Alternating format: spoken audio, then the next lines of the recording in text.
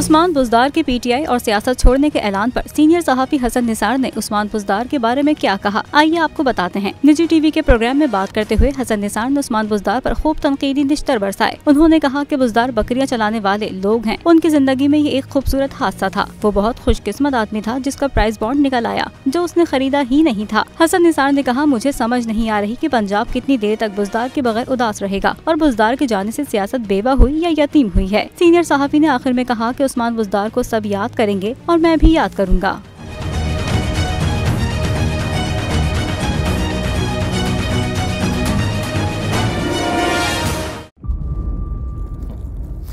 इंतजार था ना, चलो इस बार वो करते हैं जो इससे पहले किया ही नहीं। किस्मत की आंखों में आंखें डाल के जीतना होगा।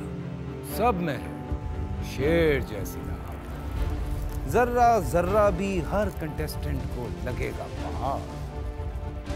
लड़खड़ाना नहीं है, खोल दो अपने पंख अगर आसमान छूना है। अबे लग रहा है ये सब पहले भी कहीं सुना है।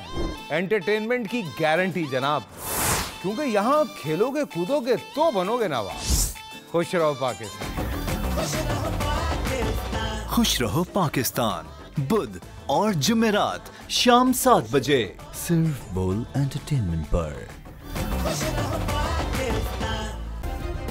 सब्सक्राइब करें और बेल दबाएं ताकि कोई खबर रह न जाए।